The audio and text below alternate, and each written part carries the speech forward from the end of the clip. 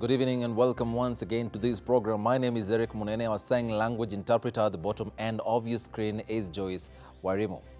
I begin. The Kenya National Union of Post-Primary Education of Teachers has called upon the national government to deploy 2 security officers in the insecure areas in the country and arm teachers. This follows the recent attack by Al-Shabaab militants that has seen 4 teachers and 4 students lose their lives. Among the areas highlighted to be highly insecure include Garissa, Mandera, Tana River and Lamu counties. Our reporter Milia Kisienya with more.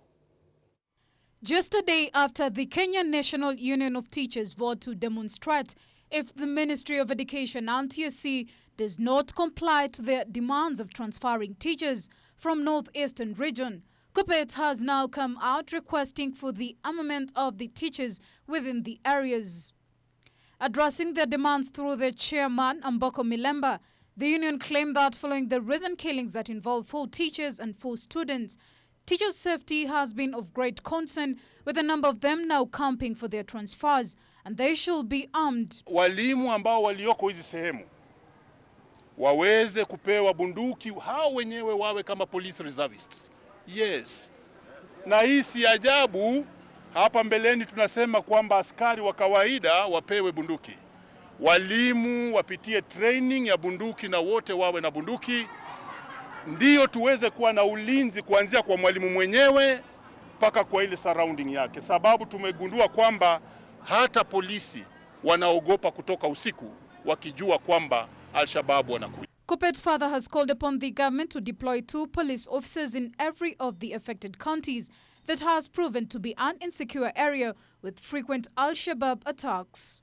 Kumbukeni, wale walimu wawa ni wale sio wa sehemu hiyo, ama sio Waislamu. You see, as a unionist, I must say this.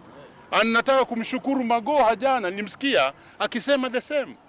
Kwa hivyo lazima tujue ni chanzo gani ambacho kinasababisha haya maafa. The question of TSC employing local teachers in the affected insecure areas was also highlighted. However, the matter in question has been a pull and push between TSC, NAT and Kuppet. Despite the reactions from Kuppet and NAT, TSC and the Ministry of Education on the other side has assured teachers across the country that they are working closely with security agencies to maintain safety and restore normalcy to the school and its environs. I want to end by telling you that as Kenyans, we must not be afraid. If I'm posted to Mandera now, I shall go there. And with Christ in front and at the back, I shall succeed there. Because it's only God who will decide when I will die. So let those teachers remain in peace, because I think the government is very aware. 3 teachers, Caleb Mutua, Samuel Mutua and Titus Asieka Mushindi, were killed in a pre-dawn terror attack on Monday this week following an Al-Shabaab attack at Kambuthe complex. Milia Kisienya for Ebru TV. We still remain on that beat. Now the government now says that the war on terror will take a new ruthless twist aimed at cleaning up the scourge once and for all. Interior CS Dr. Fred Matiang'i says a major anti-terror operation is in the offing, a plan that will once again rekindle the bad blood between the government and human rights bodies. In a classical case of new year, new problems, it has been a not so happy new year for this country, given that at least 10 people have lost their lives in the 4 terror hits in the country in the last 2 weeks. You know, recently the incidents we have been having, especially in Wajir, Mandera, Lamu, along the border. And it is that recent spate of terror that is giving security officials sleepless nights, which have made the government to come up with a new plan. We will clean up. And when we are doing this, we will not distinguish between the terrorists and those who harbor them. Because those who give sanctuary to terrorists, whether they are citizens of our country or wherever they are equally criminals. According to Matiang'i, the plans will focus on a ruthless pursuit of a secure Kenya, free from terrorism and their keepers. We must decimate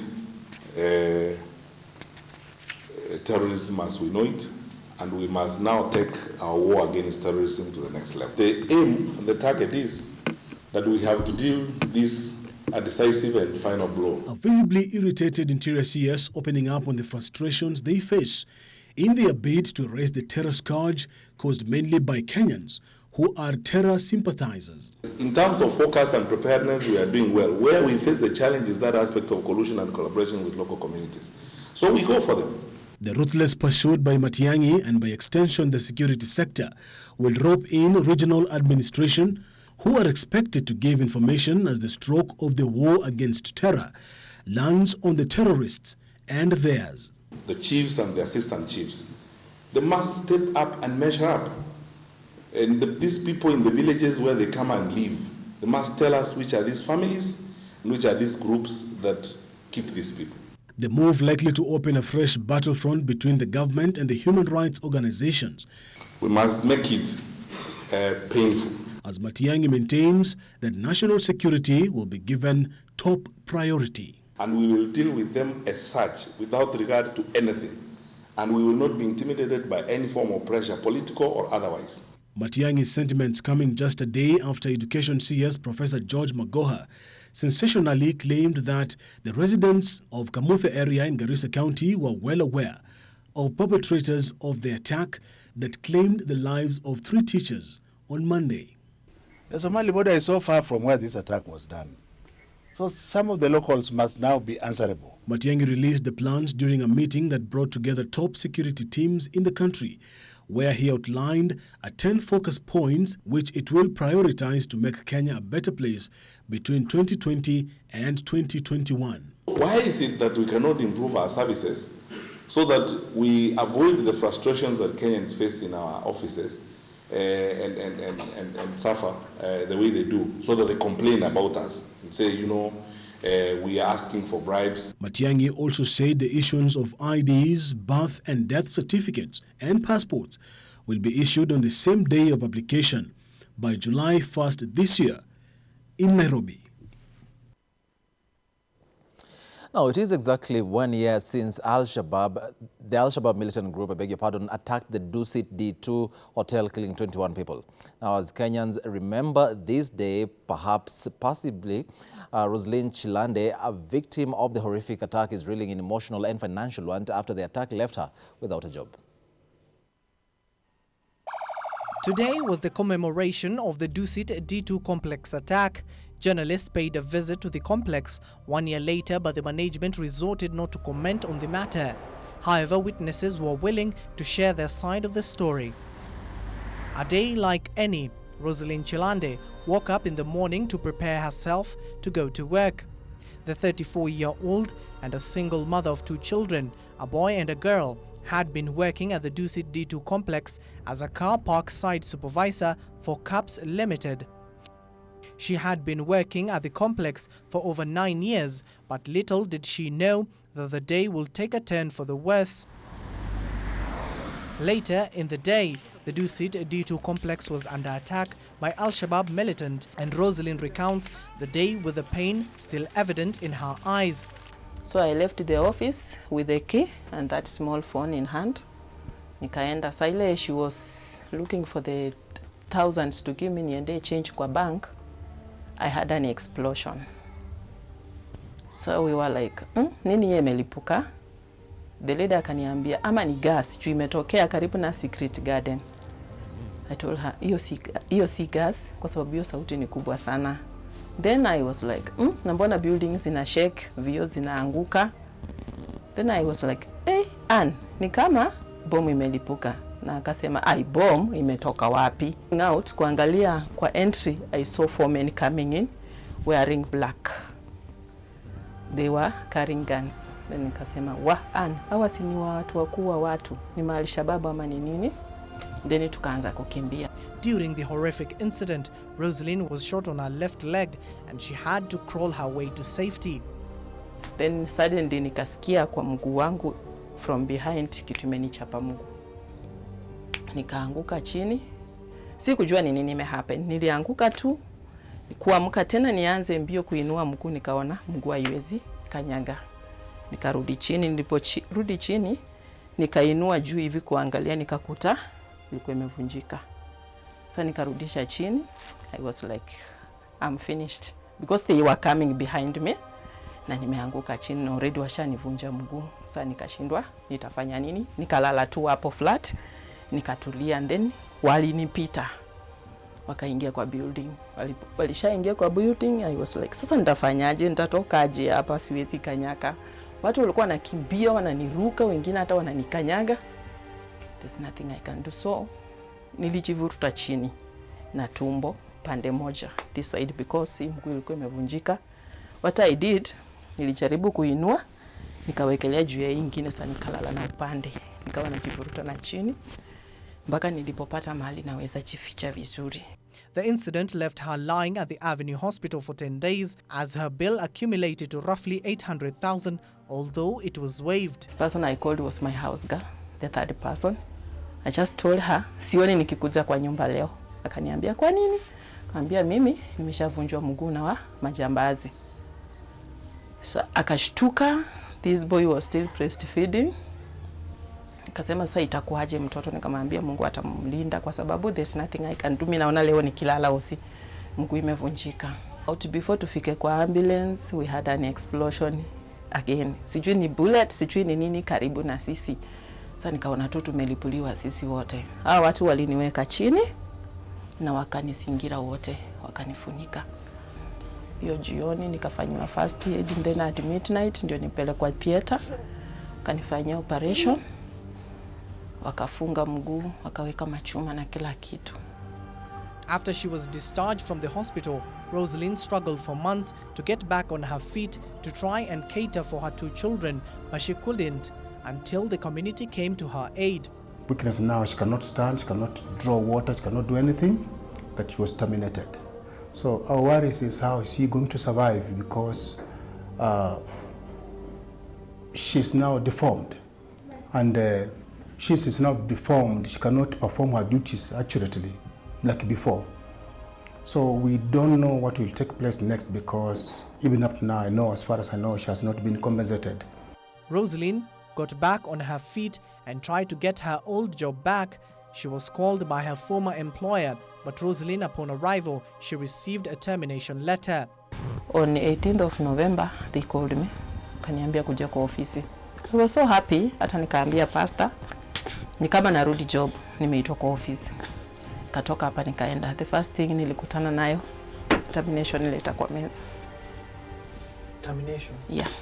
Kwa nini? Imeandikwa termination of contract of employment on medical grounds. Rosalind says she was neglected and not compensated by the former employer, prompting her to seek help from the Labour Ministry in regards to her termination. Even as Rosalind awaits her fate from the Ministry of Labour in regards to the termination of her contract, Rosalind appeals to any well-wisher out there to come to her aid. Abdiaziz Hashim, Ibru TV, Nairobi County. Our thoughts are with her. Thank you so much, Abdiaziz Hashim, for that. Now, to some sad news, at least 4 people have been confirmed dead in a strike that entered its 3rd day in Kasarani area after matatu operators and area residents protested over the poor state of the Mwiki-Kasarani road. Residents engaged in running battles with the police using tear gas and gunfire shots hard to disperse the residents. The angry residents marched with the bodies of the victims to the Kasarani police station. The operators had lit several bonfires with tires and barricaded sections of the road with stones and sticks. Public transport has been paralyzed in the area for 3 days now after matatu operators plying the route went on strike over the sorry state of the road.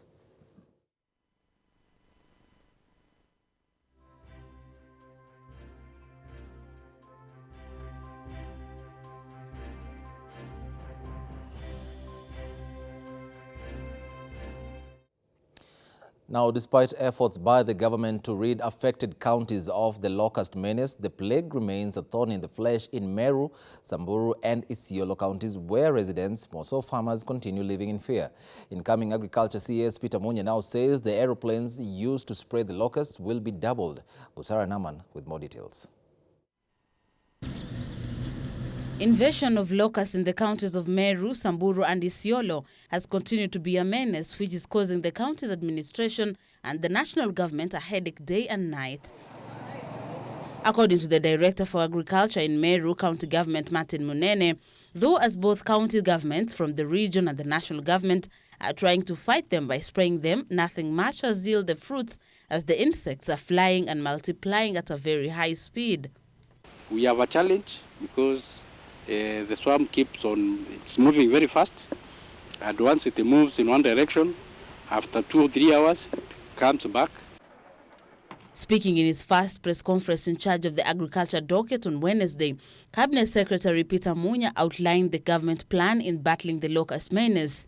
Munya acknowledged that the gravity of the locust invasion, confirming swarms are in 8 counties so far. He also confirmed that the government had dispatched 2 planes to spray the locusts in Isiolo and Meru. In response, the Ministry of Agriculture, Livestock and Fisheries initiated the following interventions to control the locusts and stop their spread to other areas. Deployment of spray aircraft for control operation, 2 spray aircrafts from the Descent Locust Control Organization. Don't be alarmist. The farmers can go on with their normal practices. These insects sometimes, they follow the weed. His second order of business was reversing his predecessor Mwangi Kiunjuri's order, where he asked Kenyans to send the government photos of locusts for identification. I received one just a little while from a place in Tigania West of one insect. I didn't ask what it is. I'm sure it's not a locust because it will not be alone one insect or not. In line with President Uhuru Kenyatta's intention of boosting the milk industry, Munya said the new KCC will start buying milk from farmers at 33 shillings effective on Thursday. New KCC and Brookside have been buying milk at between 19 shillings to 27 shillings at the farm gate. Na tumeamuru shirika la masiwa la New KCC lianze hiyo kasi kwa sababu fedha siko, waanze kununua masiwa ambayo wakulima kwa sababu ya mvua mzuri tumepata masiwa mengi. This directive comes a day after the president's directive to allocate 500 million shillings to the new KCC for the conversion of excess milk from farmers into powder is only a quarter of the funds required by the state body. Busara Naman for Ebu TV.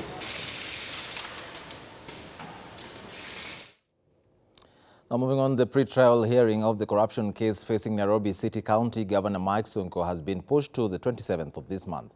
This is after a dispute arose between the defense and prosecution over the manner in which the hearing was to proceed. This comes shortly after the Assets Recovery Agency froze 5 bank accounts belonging to Mike Sonko as it investigates possible claims of theft of public funds and money laundering. The accounts were frozen in late December, but Sonko has challenged the orders, which also allow the agency to look at his statements of accounts, account opening statements, cash and check deposit slips, withdrawals and RTGs from January 2017 to date. Okay, so directions or orders made in number 32 of 2019 to apply in this file as well. With regard to mention and what we expect on the date of the mention.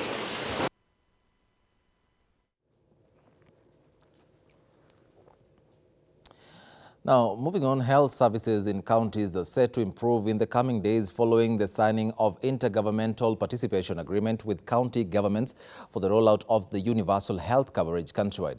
Addressing the meeting, the outgoing Health Cabinet Secretary Cecily Kariuki said the national government will make a 41.9 billion shillings investment to implement universal health coverage set to roll out countrywide by 2022. Winnie Lubembe with more. Launched in December 2018 in 4 counties of Kisumu, Nyeri, Isiolo and Machakos, the pilot Universal Health Coverage project has witnessed a 50% increase in utilization of health services. Speaking during the signing of the Intergovernmental Partnership Agreement, outgoing Health CS said the partnership between counties and the national government will ensure timely and efficient service delivery in county hospitals.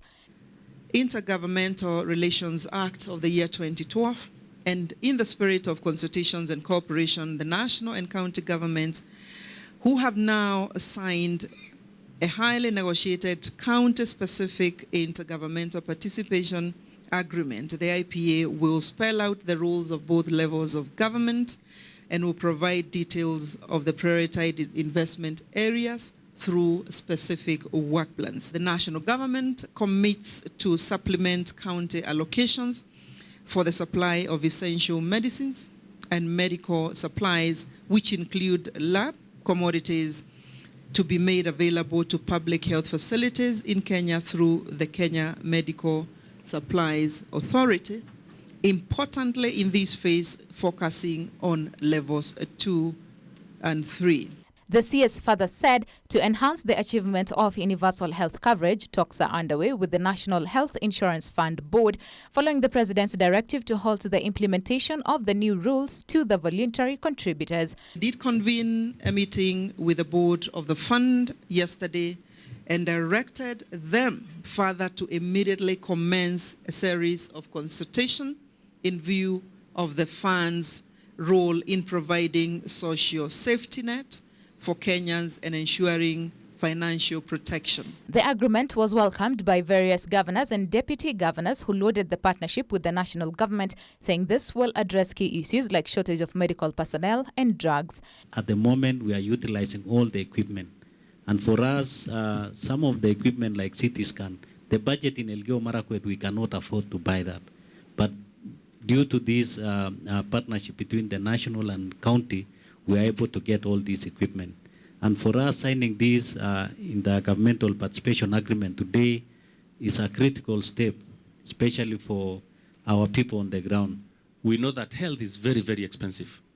You know what we have undergone as counties, nurses and doctors calling for so much, money, to the extent that we have to get money and divert resources from other sectors to take it to health.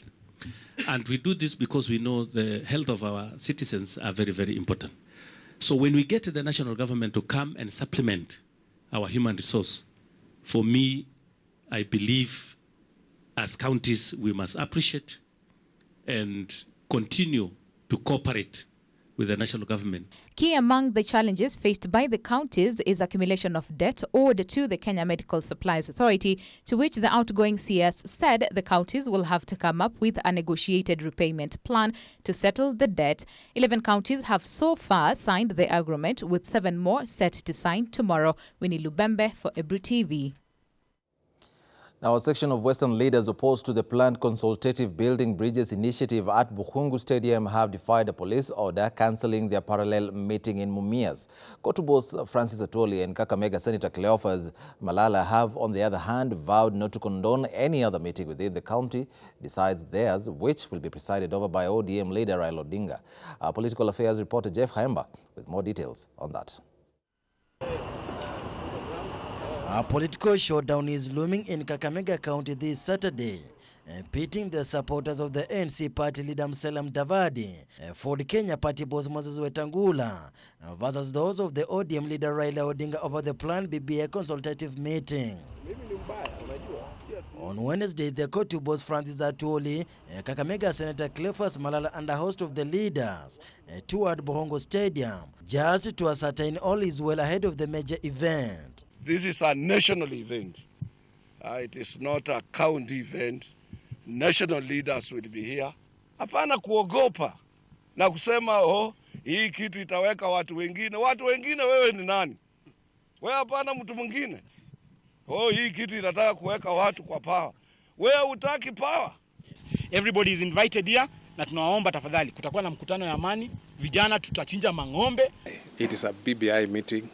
And I'm very, very clear in my mind that it's not going to be a coronation of anybody. And if that will happen, then we shall disassociate ourselves from that. The Bukhungu meeting, which will be presided over by the opposition chief Raila Odinga, has received a backlash from the Western leaders, allied to Musalia Mudavadi, Wetangula, and Deputy President William Ruto, with claims it is meant to drive the ODM agenda. However, the Raila Odinga's allies remains firm that the Bukhungu meeting is a national event. The Mumias team I've seen mostly who are attending are members of Tanga Tanga. So, to me, I have nothing against it. They can go ahead as we go ahead with ours. Mimi kama senator, sitaruhusu mkutano wao ufanyike. Mkutano ni moja na mkutano ni Bukhungu Stadium. Kama hao ni wanaume watoke nje ya nyumba zao waende kwa hiyo mkutano, ndio tutakutana nao. The hopes of the anti-BBI meeting leaders, however, were punctured after the Mumias OCPD Peter Katam cancelled the meeting at the Nabongo Sports Ground over claims of the insecurity, a statement supported by the Raila Odinga's allies. We have our party leader Raila Odinga, who is not a lawyer. We have other people from other places, including governors from different regions, and members of parliament from all over Kenya. They will all be in that meeting. Mimi nishapanga na tushakubaliana na naambia OCPD na OCS cancel hiyo mkutano yao, kwa sababu hiyo ni mkutano ya kuandamine president na Raila Amolo Odinga na viongozi wote wa Western Province. But the police orders fallen to the deaf ears, with the Mumias East Member of Parliament Benjamin Washali and his Nambale counterpart Sakwa Bunyasi calling upon their supporters to turn up in large numbers. Going to Mumias, as I told you earlier, it is not everything that the police will agree to. We have a right, we have a permit that is being cancelled without being given a good reason. Westlands Member of Parliament Timothy Wanyonyi, Francis Atula and Cleophas Malala says the Bohongo meeting is a national event and thus it will be improper to have two different meetings. We are not going to be spectators for all these years. You sit on the fence, you expect somebody to come and pick on you, come and sit here. Shenzi sana. Because wale watu wote ambao wanasema mambo ya Mumias tuna majina yao. Na hakuna mtu atatoka kwa nyumba yake. Hata wanakanashua you for free. Atafunguliwa baada ya hii mkutano kuisha. Reporting for Ebro TV, I'm Jeff Khaemba. Now let's stay in politics. President Uhuru Kenyatta has given the latest indication yet that he is leaving nothing to chance in a bid to secure his legacy ahead of the 2022 poll. From puncturing his number two's political clout in the Mount Kenya region to seemingly appeasing the restless Mount Kenya backyard with goodies to struggling milk, coffee and tea farmers that his detractors have latched on to shred his legacy, the head of state has once again affirmed that he remains the king of the mountain. Have a look. The country is still reeling from Tuesday's address to the nation by the president, which left an aftertaste in the mouth of his supporters and critics alike. My sixth intent for the next few months is political.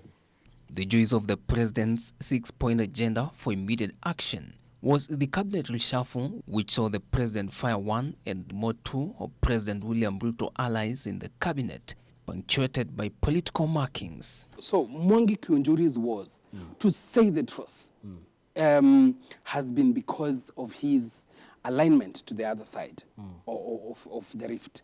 Uhuru named Peter Odoyo and Wavinya Ndeti, allies of Raila Odinga and Kalonzo Musyoka, to top government positions, dealing a blow to DP, who claims the latter's aim is to tear apart Jubilee.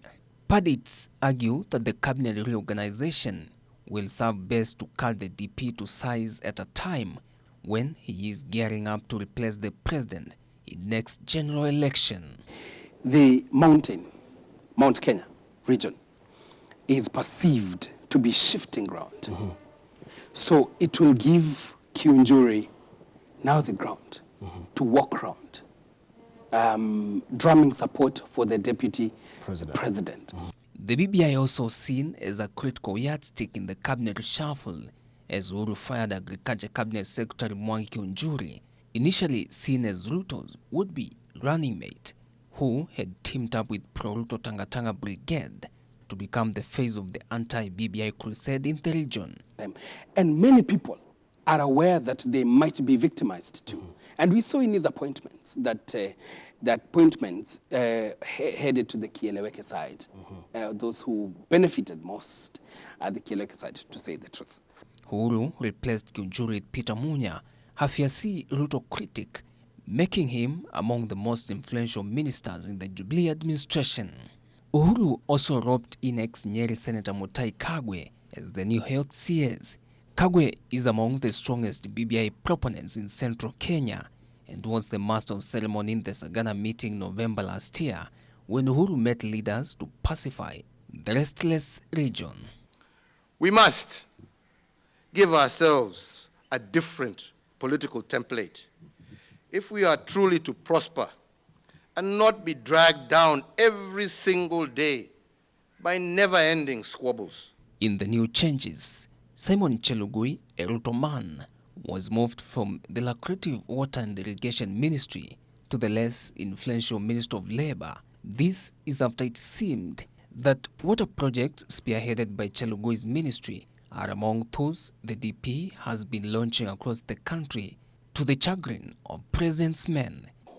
Now, people are waiting for his next move to support his lieutenants, like Moses Kuria. Okay. He came out for Moses Kuria. And now, I don't know how he's going to react about Mwangi Kiunjuri. We are waiting for his reaction now. Okay. But just hours after the president issued the address in Mombasa, he took the pro-BBI message in Nakuru, where he called on leaders allied to DP Ruto to let him speak peace. Nini bila vurugu? Jameni, ambieni watu waniruhusu mimi nitafute amani. Kwa sababu hakuna kitu kikubwa zaidi unaweza kuachia wananchi kushinda amani. Well, on that political note, now we come to the first end of this bulletin. We'll be back with more news, especially in the business world. Welcome back and thank you for staying with us. Investors have oversubscribed to the one-year treasury bills issued by Central Bank, with CBK receiving bids totaling to 39.77 billion shillings. CBK will therefore take 36.8 billion shillings of the amount, though it had only advertised for 10 billion shillings. The fiscal deficit, which peaked at 9.1% of GDP in 2016-2017 financial year, were driven by higher spending on infrastructure projects like a new railway financed by debt with China. The fiscal gaps were accompanied by constituent failure by the Kenya Revenue Authority to meet the government's lofty revenue collection targets every financial year. We are now looking at our debt portfolio and look at what proportion is in commercial loans and what proportion is concessional. We are now working on a strategy to retire some of those expensive and friendly commercial loans and substitute with concessional. According to Finance Ministry, economic growth is estimated to have slowed to 5.6% last year from 6.3% a year earlier, and well below the government initial estimate of about 6%.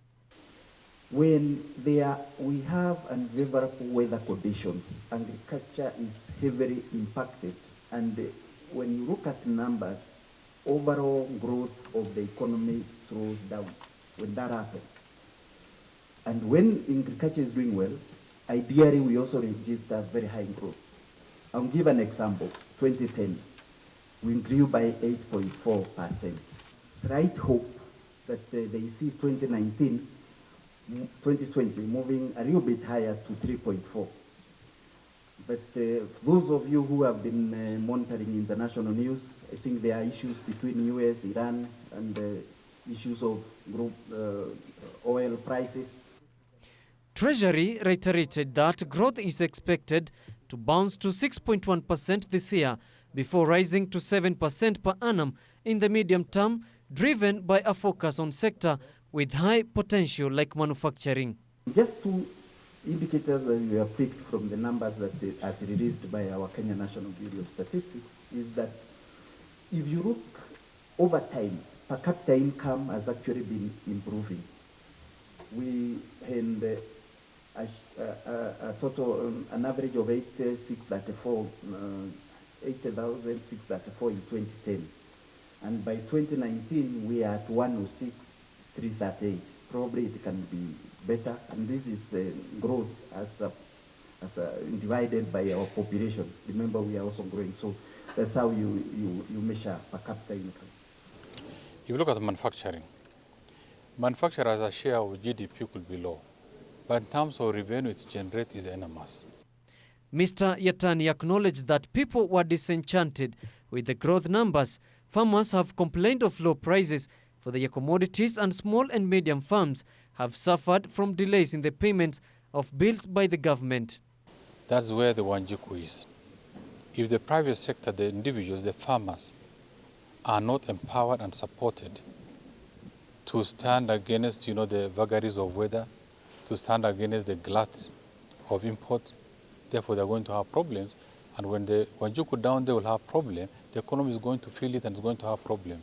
So we are now looking at how to empower the farmers the private sector so that they can continue playing their role effectively in wealth creation, in job creation, in making life better for every Kenyan.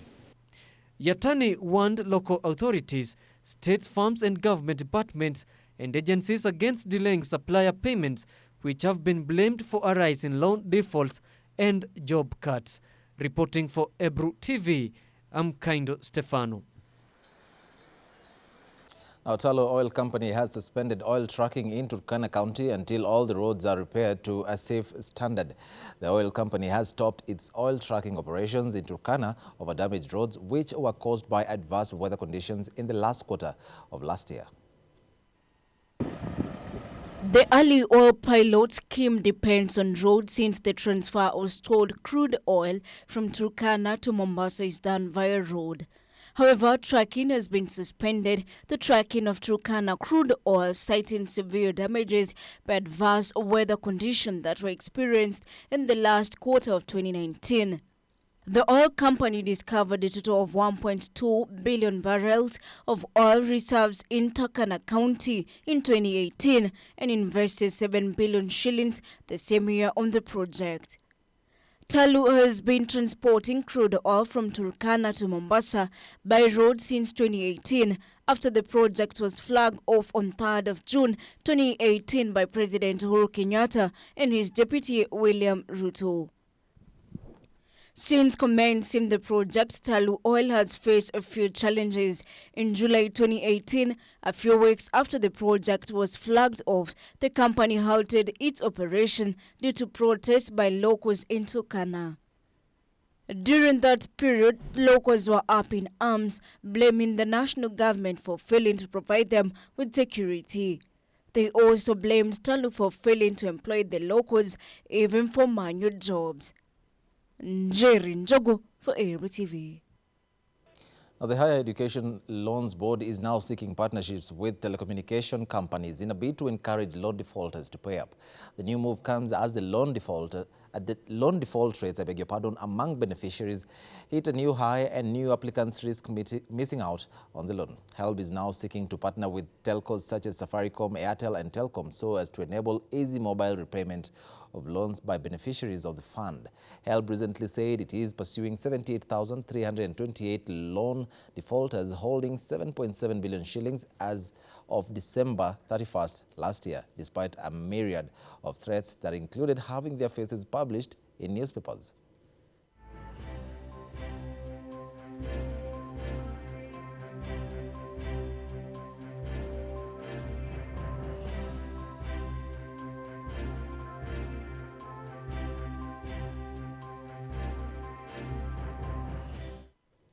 Now, a fresh war is brewing between the Kenya Revenue Authority and betting firms over failure to deduct taxes as agreed. The taxman is now threatening to suspend pay bill numbers for the said betting firms in what is likely to be another fight against the gaming sector in Kenya. In 2019, the fight between KRA and betting firms was chaotic, noisy and had casualties, leading to giants such as SportPesa and Betting closing their businesses in Kenya. KRA is accusing betting firms of failing to deduct 20% from stakes placed by gamers despite a running court battle. The court had suspended the implementation of the tax directive, a win for betting firms that KRA wants to hear none of. In a public notice, KRA said that it would suspend operations of non-compliant managers for failing to deduct and remit the taxes. The Kenya Revenue Authority imposed 20% of withholding tax on all winnings, including stakes placed, for all compliant betting firms in July 2019.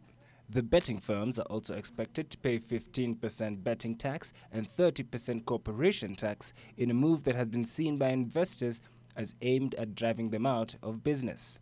Since the leaving of SportPesa, the economy as well as the sports sector in the country has felt the heat. Teams such as Gor Mahia and AFC Leopards resorted to holding Harambees after SportPesa left. Kenyan international boxer Fatuma Zarika had to hang her gloves and retire from her career after the government abandoned her immediately her sponsor, SportPesa, left. na nimekaa na hiyo belt miaka 4. Hakuna kitu yoyote nzuri ishaikuja isipokuwa SportPesa. Vile SportPesa ilitoka, hakuna mtu yoyote mwenye ambapo ananishika mkono. Government haitaki kushughulika. Kwa hivyo afadhali mshipi ibaki Mexico, mahali ambapo wataitekea, wataichunga na at least government yao pia inawasupport. Wana appreciate kitu ambapo mtu anafanya. The government, through the Ministry of Interior, has been blaming gambling for increased depression and poverty levels among Kenyan youth. For Hebrew News, I'm Musa Amir. Well, time now to head to the world of sports, but I'll leave you with how the shilling traded against the other major world currencies. Let's get sporty now. Gor Mahia closed the gap between them and league leaders Tusker FC with an easy 4-0 win over Chemelil Sugar SC in Kisumu. Gor Mahia came into the game on a back of a loss, and anything other than a win against a struggling Chemelil side was never going to go well with their fans.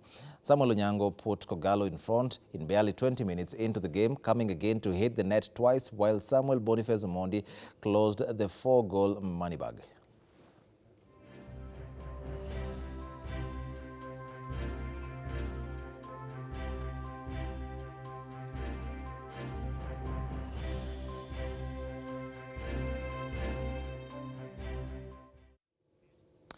Now, Kenya's top try scorer in the HBC, I'll take that again. Kenya's top try scorer in the HSBC series, Collins Injera, has returned to the Shujaa Sevens ahead of the third and fourth rounds of the series in Hamilton, New Zealand and Sydney, Australia.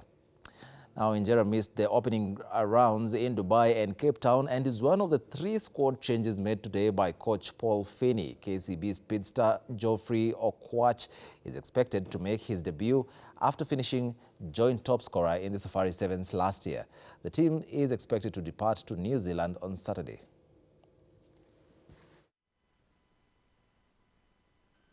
Everybody else is fit to play. The only 2 changes are basically Collins coming back from injury and Jeffrey Koch, who's been very good in training. And if you've heard about the young boy, you've seen him playing for the under-20s and playing Safari Sevens. It was just about time, and he put his hand up in training, and he definitely made the squad out of Mnene. From Cape Town, we were able to get to the quarters, so we'll keep on aiming higher. Keep on building from having Collins coming back. So our targets will be getting to more than what we did in Cape Town.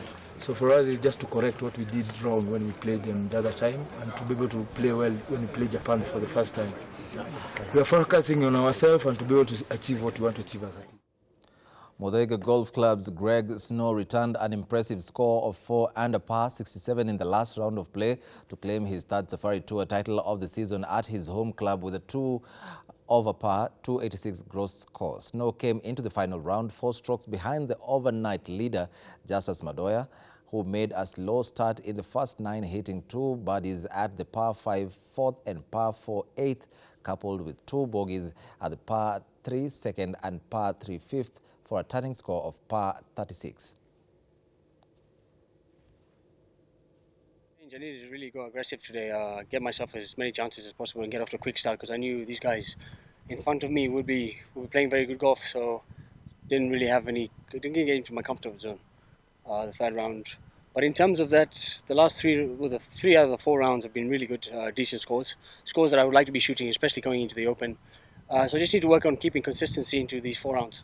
Probably going to have a look at the golf course a couple of times before I go into Sigona, so I know what I got to do.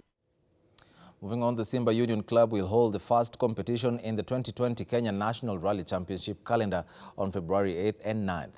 The Nairobi-based club failed to organize its round of the 2019 season due to poor weather. Out of the 8 rounds in the 2020 KNRC series, Equator Motor Club of Kisumu and the East African Motorsports Club will miss out on the competition. The next 2 rounds of the series will be held outside Nairobi, as the Rift Valley Motorsports Club of Nakuru will stage the next event on March 14th and 15th, followed by another one in Mombasa to be hosted by the Mombasa Motor Club on April 4th and 5th. The return of the Safari Rally to the 2020 FIA World Rally Championship calendar is the most anticipated motorsport event in the local calendar. The Safari Rally will be held from July 1st to 19th this year.